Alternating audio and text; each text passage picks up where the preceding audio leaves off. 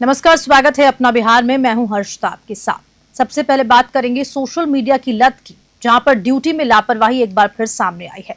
बगहा में वर्दी में रील बनाकर अपलोड करने पर महिला सिपाही को निलंबित कर दिया गया है। बता दें कि बगहा थाना परिसर के कंट्रोल रूम में तैनात महिला सिपाही द्वारा वर्दी में ड्यूटी के दौरान रील बनाकर सोशल मीडिया पर पोस्ट करना अब भारी पड़ गया। पापी प्रिया नाम से इंस्टाग्राम और अन्य प्लेटफॉर्म पर एक्टिव इस सिपाही के वीडियो वायरल होते देख पुलिस अधीक्षक सुशांत कुमार सरोज ने तत्काल प्रभाव से निलंबन की कार्रवाई की। जांच में पुष्टि हुई है कि ये कोई पहली घटना नहीं थी। पहले भी महिला सिपाही इसी तरह की अनुशासनहीनता कर चुकी थी, जिस पर चेतावनी दी गई थी। एसपी सरोज ने सख्त लहजे में कहा कि पुलिस एक अनुशासित बल है और वर्दी की गरिमा सर्वोपरि है। बगहा से बिंदेश्वर कुमार की रिपोर्ट। अब खबर भागलपुर से है, जहां पर जिला स्थापना दिवस पर नगर भवन परिसर सांस्कृतिक रंगों में सराबोर हो गया।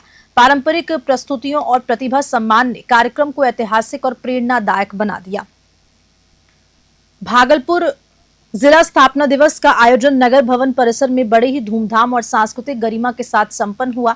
कला संस्कृति एवं युवा विभाग बिहार और जिला प्रशासन के संयुक्त प्रयास से आयोजित इस भव्य कार्यक्रम का शुभारंभ जिलाधिकारी डॉक्टर नवल किशोर चौधरी ने दीप प्रज्वलन कर किया। विशिष्ट अतिथि उप विकास आयुक्त प्रदीप कुमार सिंह की मौजूदगी में आयोजित इस कार्यक्रम में फोटोग्राफी प्रदर्शनी, प्रतिभा सम्मान, पुरस्कार वितरण और लोक संस्कृति से सजी प्रस्तुतियों ने दर्शकों का दिल जीत लिया। स्थानीय कलाकारों द्वारा पारंपरिक नृत्य, गीत और लोक नाट्य ने भागलपुर की सांस्कृतिक विरासत को जीवंत किया। वहीं समाज सेवियों और प्रतिभावान छात्रों को सम्मानित कर उनके योगदान की सराहना की। भागलपुर से राहिल सिद्दीकी की रिपोर्ट।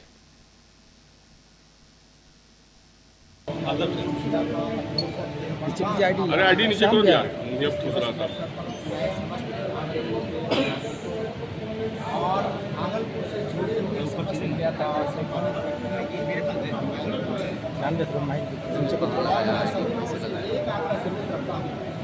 ये धरती अंगराज बन के टिकी रही है, इसे भगवत पूरन के नाम से भी जाना गया है। चंपा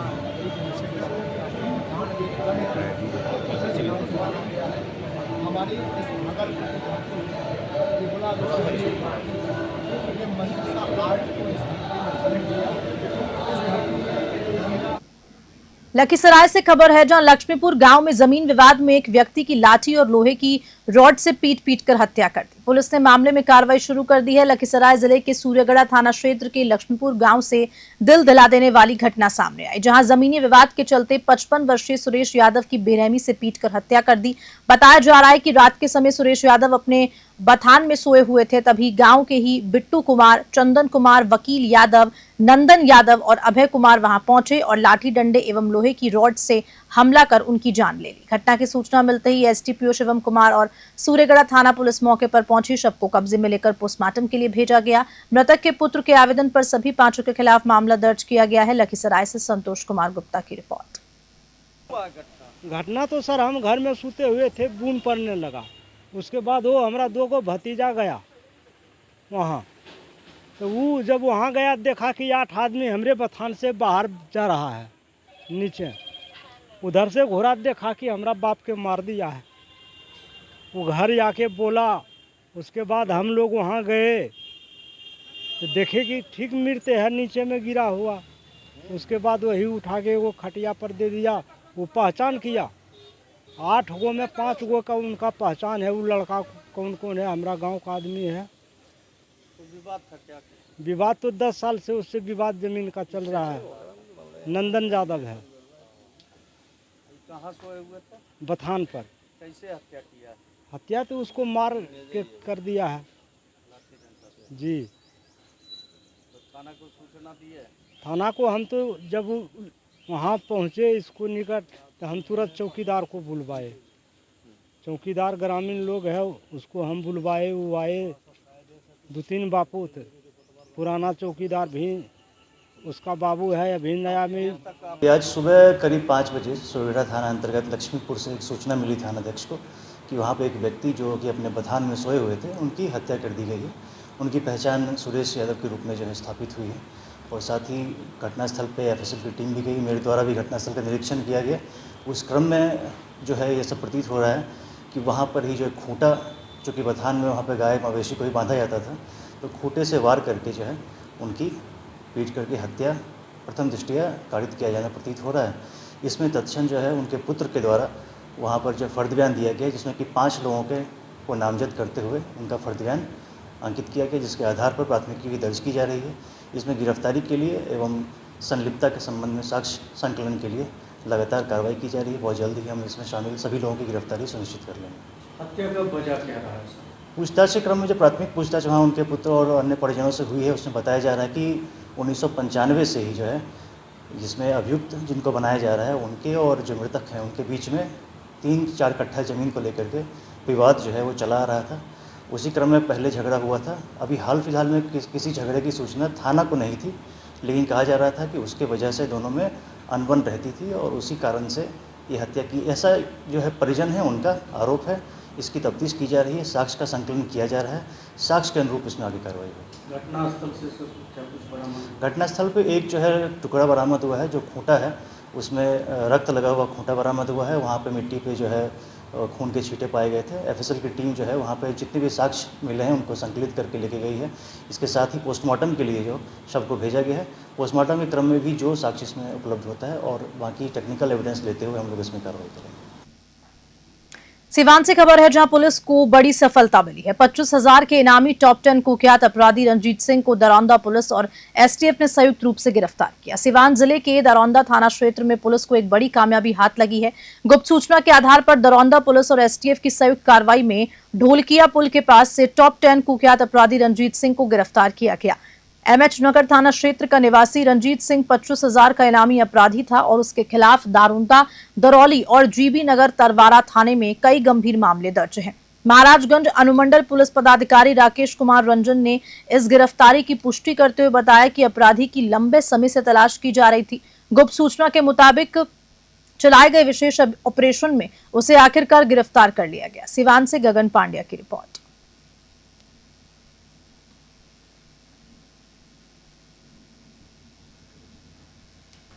सुल्तानगंज के बिंद टोला में एक मजदूर पर जानलेवा हमला हुआ। पीड़ित ने चचेरे भाई समेत नकाबपोशों पर गंभीर आरोप लगाए और न्याय व सुरक्षा की मांग उठाई। भागलपुर के सुल्तानगंज थाना क्षेत्र के वार्ड नंबर 19 स्थित बिंद टोला से चौंकाने वाली घटना सामने आई, जहां मनोहर सिंह नामक मजदूर पर लाठी डंडों से जानलेवा हमला किया गया। पीड़ित ने बताया कि उनके ही चचेरे भाई पैरू कुमार ने प्रधानमंत्री आवास योजना के तहत बन रहे मकान के पास बुलाया था। वहां पहले से घात लगाए नकाबपोश हमलावरों ने उन पर हमला बोल दिया। मनोहर के मुताबिक जितेंद्र बिंद ने उन्हें पकड़ लिया और अन्य लोगों के साथ मिलकर बेरहमी से पीटा। हमले में घायल होकर वे बेहोश हो गए। उनकी पत्नी रधिया देवी ने स्थानीय लोगों की मदद से उन्हें मायागंज हॉस्पिटल में भर्ती कराया। भागलपुर से राहिल सिद्दीकी की रिपोर्ट।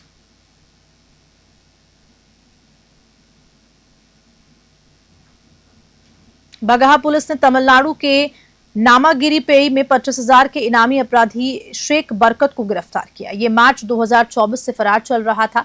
बगहा पुलिस को एक बड़ी सफलता हाथ लगी। मार्च 2024 से फरार चल रहे 25,000 के इनामी अपराधी शेख बरकत उर्फ फकरे आलम को तमिलनाडु के नामक्कल जिले के थाना अंतर्गत से गिरफ्तार किया गया। एसपी सुशांत कुमार सरोज ने प्रेस वार्ता कर जानकारी दी कि शेख बरकत चौतरवा थाना कांड संख्या 8724 और 8824 का वांछित अभियुक्त था। ये आरोपी 24 मार्च 2024 को हमीरा कोट के माई स्थान के पास गोरखपुर के मुर्गा व्यवसायी की पिकअप वैन पर साथियों के साथ मिलकर गोलीबारी और लूटपाट की वारदात में शामिल था। पुलिस ने तकनीकी सहयोग और तमिलनाडु पुलिस की मदद से उसे गिरफ्तार कर लिया।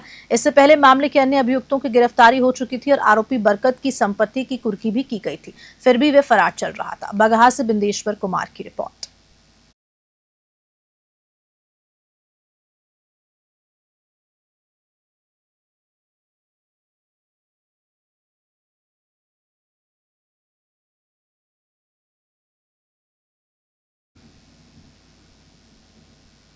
खबर जमुई से है, जहां पुलिस ने लखीसराय सीमा से 50,000 के इनामी अपराधी चंदन पासवान को गिरफ्तार किया।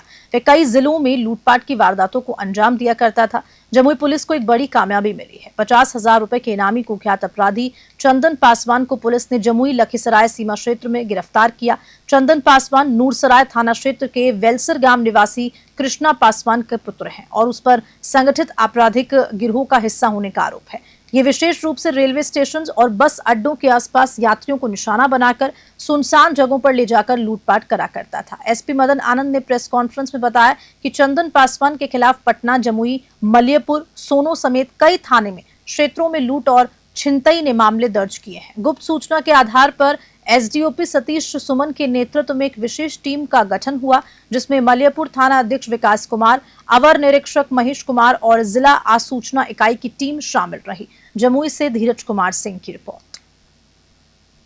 आज जो है कल संध्या में मलियापुर थाना कांड संख्या 5724 का एक अपराधी है चंदन पासवान, जिस पर कि 50,000 का इनाम घोषित है, उसकी गिरफ्तारी हुई है और ये कई कांडों के अभियुक्त रहे हैं। खास करके ये ठगी का मामला, चोरी करना, ये इसका एक संगठित गिरोह है जो कि रेलवे स्टेशन एवं बस अड्डे के पास यात्री को बैठा करके सुनसान जगह ले जा करके फिर उसको छीन छान करना। उसका इसके विरुद्ध में पटना में कोतवाली थाना में, अपने यहाँ का सोनो थाना, जमुई थाना, मलियापुर थाना और भी कई थाना में बिहार झारखंड में इस पर केस दर्ज है। शेखपुरा से खबर है, जहां होमगार्ड भर्ती को लेकर तैयारी पूर्ण है। लोजपा जिला अध्यक्ष ने अभ्यर्थियों से बिचौलियों से दूर रहने की अपील करते हुए डीएम एसपी से निगरानी की मांग उठाई। शेखपुरा जिले में 192 पदों पर होमगार्ड बहाली को लेकर जिला प्रशासन पूरी तरह अलर्ट मोड पर है। चेवाड़ा के आजाद मैदान में 5 से 15 मई तक पुरुष और महिला अभ्यर्थियों की शारीरिक दक्षता परीक्षा आयोजित होगी।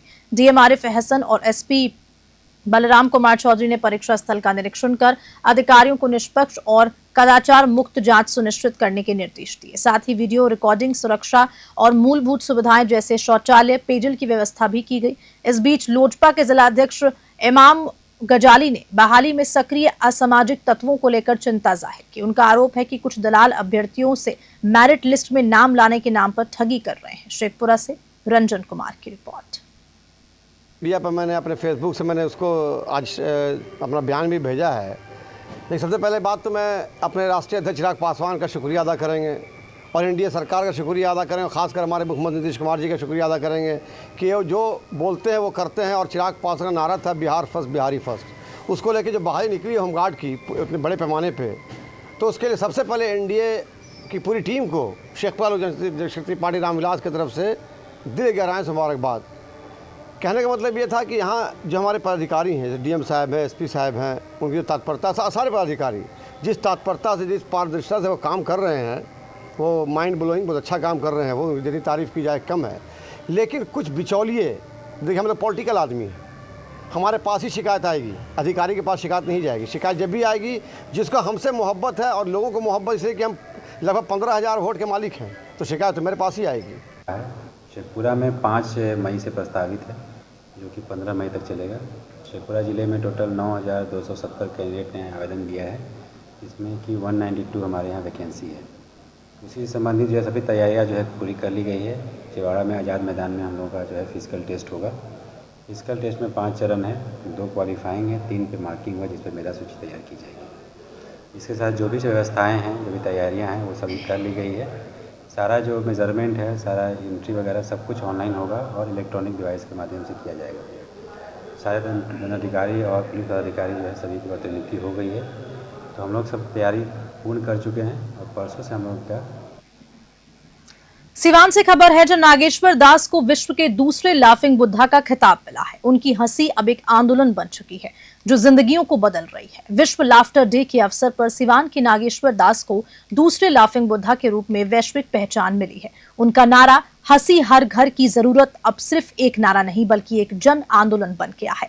नागेश्वर दास ने जेलों, स्कूलों, चौपालों और चौराहों पर अपनी हंसी में सिर्फ माहौल बदला बल्कि कई जिंदगियों को छू लिया है। उनकी ये हंसी आत्मा की भाषा बन गई है जो वहां भी असर करती है जहां दवाएं नहीं पहुंचती। हंसी बांटना सबसे बड़ा दान है। इस मूल मंत्र के साथ नागेश्वर दास अब सिवान के लाल ही नहीं पूरी दुनिया की प्रेरणा बन चुके हैं। सिवान से गगन पांड्या की रिपोर्ट।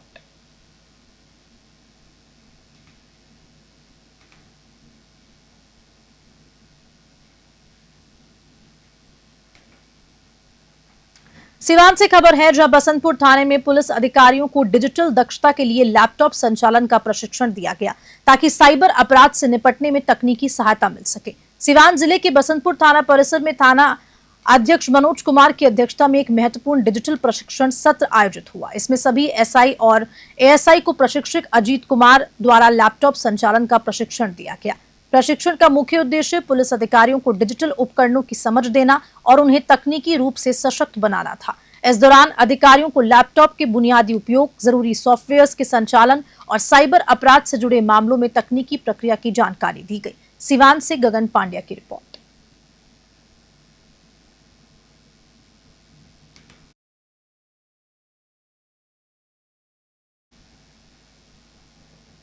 खबर के साथ अपना बिहार बुलेटिन में इतना ही। नमस्कार।